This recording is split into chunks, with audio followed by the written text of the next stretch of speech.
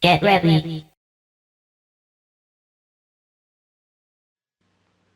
A remote Pacific island, where an expedition of world-famous scientists investigate incredible rumors of its fantastic mysteries and discover barren volcanic mountains surrounding strange green valleys. Mammoth caves that breed giant mutations. Vampire plants that devour humans. But most astounding of all, the tiniest women in all creation. Sacred beauties of a lost tribe which worships a monstrous creature.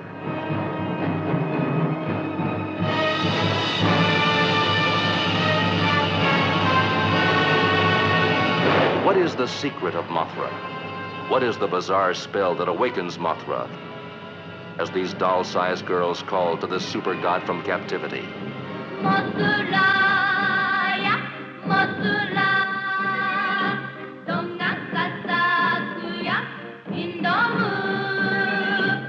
Mothra, whose revenge is more devastating than any man-made weapon. Mothra, who defies warplanes. Wrecks ocean liners. Smashes dams and bridges. Mothra, creating hurricanes. Mothra, enveloped in a shell that no human force can penetrate.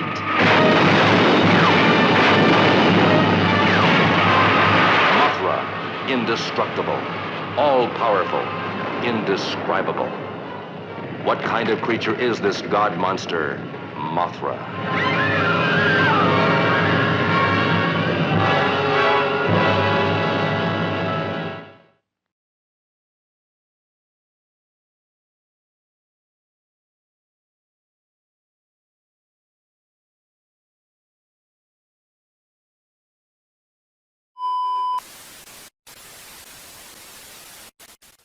The Queen of the Monsters. Mothra is such an underrated kaiju. Other than being probably the most reoccurring Godzilla monster in the series, she also has a good chunk of her own films. There is, of course, the 90s Rebirth of Mothra trilogy, which I am currently writing a video on. And there is this, the original Mothra. Yeah, unlike some monsters in the series who just show up and fight Godzilla, Mothra actually had her very own movie first, a little bit after Godzilla's debut. Now, you're probably wondering why this is, just being that she's a giant moth and maybe not as inherently interesting as some of the other kaiju, but I would argue that she actually is a lot more interesting than most of the other kaiju.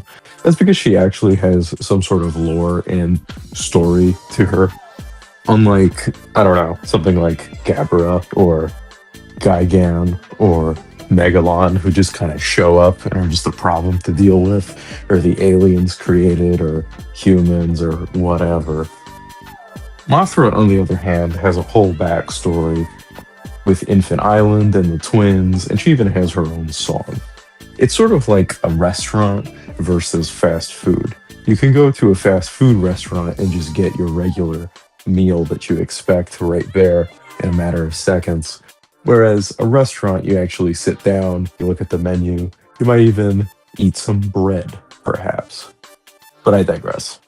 You're probably wondering why they even made films of anyone else other than Godzilla. Well, after Godzilla raids again, they decided to put the monster to sleep for a while and give way to new and interesting and weird creatures. One of the first being the winged wonder herself, Mothra. The film is actually pretty damn good. It's a pretty simple tale of how evil rich people go into an indigenous island and steal a commodity for profit, or how countries will facilitate those companies and help them get whatever they want as long as they get theirs. The country in question is the fictional superpower, the Rossilian government, which is kind of a cheeky mixture of Russia and America, which just conceptually is very funny to me. The commodity in this movie that the country and company seek to gain a profit out of is, of course, the fairies. At least that's what I think they're called, because they have a few different names that they go by depending on if you watch the dub or the sub. But you can just call them the Infant Twins because they come from Infant Island, which is the island that most of this movie takes place.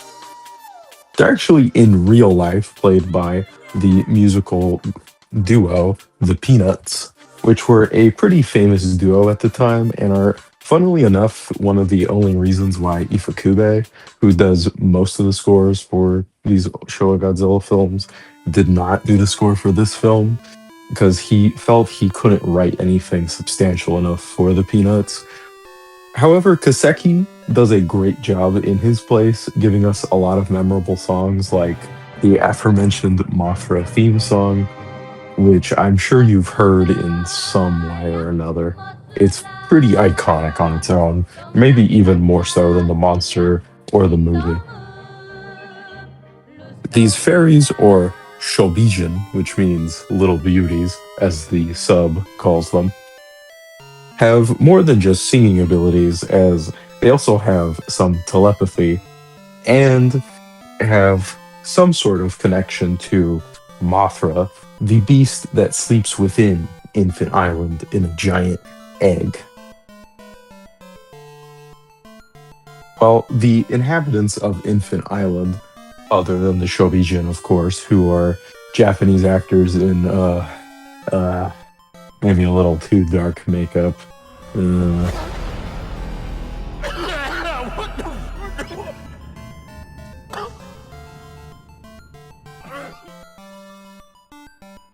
Well, they believe that Mothra is just like this because they're some sort of god. It's really because of atomic testing that has turned this moth into a gargantuan beast in size. So you're probably wondering, what even is a Mothra anyway?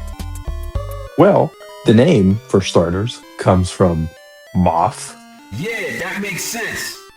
And Ra, which Goji Ra had the same sort of ending, and a lot of the other monsters in the Godzilla series have this sort of Ra ending to them.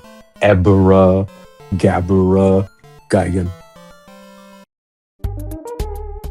The idea for Mothra came from the want to have a monster who can evolve throughout the course of the film. Not unlike Shin Godzilla in the Hideaki Anno directed film, Shin Godzilla.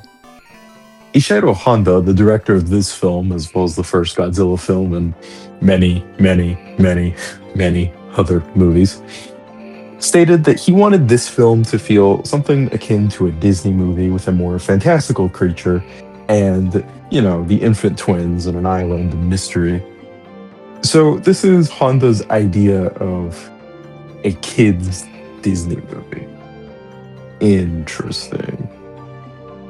It doesn't take too long for our fairies to get kidnapped by the rich people and used to be put on a show for the people of Tokyo, which of course awakens and angers our Mothra, who goes on a destruction tirade throughout Tokyo and hatches on the Tokyo Tower, becoming from her larva form into her beautiful moth-like appearance. Unlike Godzilla, who is an avatar of destruction who will just destroy everything in his path, Mothra has a single goal and focus in mind. Although that doesn't mean that there isn't collateral damage happening as well, especially with the crazy winds that she creates that just blow everything up. It's pretty gnarly, but in the best way possible, of course. There are also some human leads that I haven't really mentioned because honestly, they're a little boring and kind of just serve to pad out the film and get things going, but they don't really do much for me, so sorry if you like them. Not really my thing. This is especially disappointing when the villains are so good in this movie. They're just so laughably evil and profit obsessed that you can't help but watch and kind of laugh along with them. There's this one scene where they think Mothra is dead when she enters her cocoon state, because I guess just nobody's familiar with like butterflies or any other sort of insect, whatever. And they just start laughing for a really uncontrollable length of time, and then it cuts to them and they're still laughing. It's great. We love that here. Good stuff. Good stuff all around. 世界の皆さん、ご安心ください。モスラは死滅いたしました。ボスボス、これで安心して稼げますな。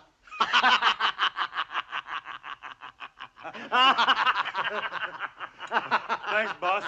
What do you think?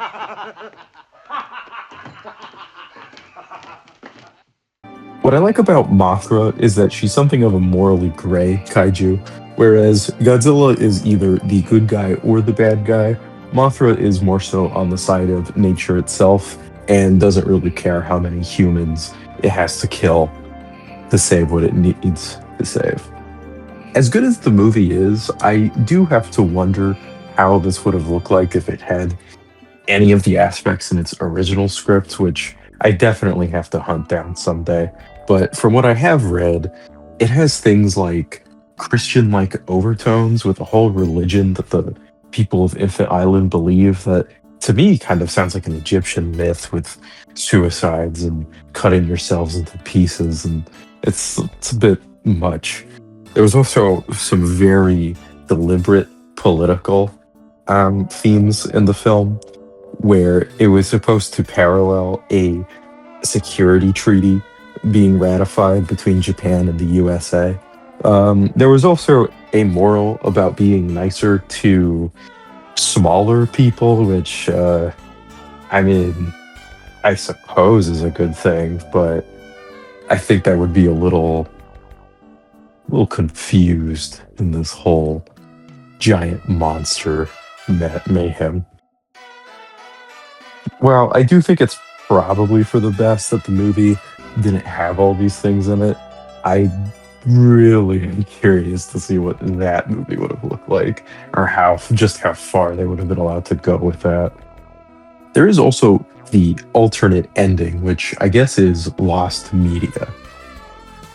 You see, this movie was already bought in pre-production by Paramount, the international distribution rights, that is. And Toho really did not want to have the final scene be this big climax in what they call New Kirk City. Started from the bottom, now we wait. Because they deemed it far too expensive. So they instead wanted to do something where they just threw a guy in a volcano. Yeah, seems much more reasonable. They did end up shooting this before even getting permission from Paramount, because Paramount had in their clause that the ending had to be in an American-like city. They did, however, finish shooting that scene, and they dropped a dummy in the volcano. These scenes, as far as I know, have never been recovered, but the dummy that they dropped into a real volcano actually was left there and found by the people, who were pretty upset when they realized it wasn't actually a real person. Paramount, of course, rejected this because, you know, they wanted their big ending in the American city, New Kirk City.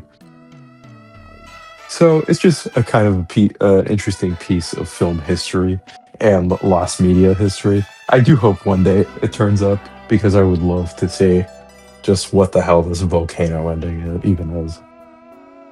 If you want to watch this movie, it's actually fairly accessible. However, it's usually in the dub.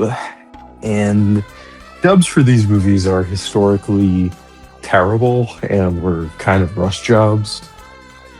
I know there's a certain charm to it, and some people like that sort of thing. But I think it kind of diminishes the original film and makes everything even dumber than it kind of already is, especially when nobody's really taking it seriously. I think it just makes the audience take everything less seriously as well, and kind of miss a lot of the obvious themings and messaging of the film. Not to mention, most of the accents are pretty racist by today's standards, and it definitely makes for a different sort of watch. I wouldn't watch the dub unless you really want to see where certain MF Doom sounds come from, and he doesn't really use a lot from this movie. While Far Cry from my favorite kaiju flick, even for the era, is definitely up there as one of the better ones, at the very least. Well, I do think it's held by some trappings of the genre, and it's really not too different from many other monster movies you've seen before.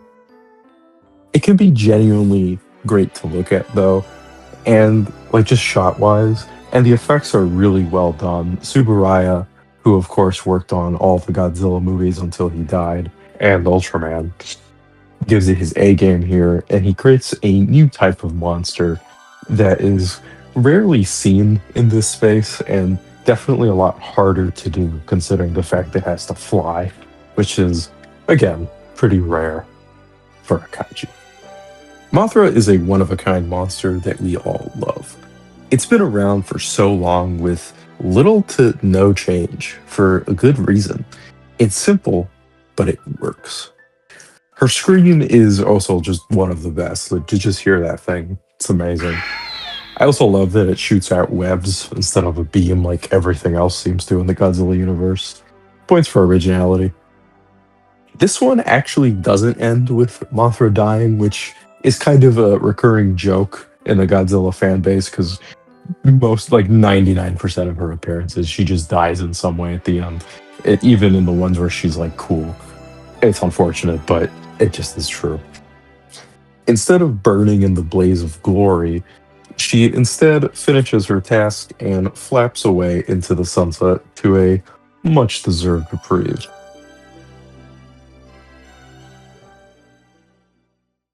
Hey, hope you liked that one. I know I just did a Godzilla's Revenge video, but I'm kind of just going with the flow with this channel anyway, and that's just kind of what I'm in the mood to talk about. So, spoilers, maybe expect another one sooner than later. Yeah, sorry. I just can't help myself, and honestly, I just really like Mothra as a monster, and I feel like a lot of people do, but they never really watch her movies, and I think that's kind of a shame because I think they're worth watching. I don't think they're like the best kaiju movies out there, but if you're a fan of the genre and like a fan of tokusatsu and like Supemation stuff or Subaraya, you should just definitely give it a shot. This movie is great. And I talked earlier about the script and like the original one and how like kind of strange it is. And I do mean this. If I could find it, I might just do like a video on that because it's really weird but like genuinely interesting. I don't know if that exists still like in this world. It might have just been ripped apart and only mentions of it, but they're pretty detailed, so it makes me believe that some sort of script is floating around. Maybe I can make some sort of thing on just a bunch of like unused Godzilla scripts because there's a lot of weird ones. If you know about Bride of Godzilla, for example, that one's bizarre. But yeah, I hope you guys enjoyed this one. There's definitely more coming, like really soon, and it's a lot of it is going to be kaiju stuff. I'm not even going to front. So, hope you like Godzilla. But we'll fit in some Gamera and maybe some weird shit too. Why not? So, as always, thanks to my editor Borrow, and thanks to you for actually sitting down and watching this for so long. Yeah, I hope you are excited for the next one, and have a great rest of your day. Thank you. Bye-bye. We await your return, warrior.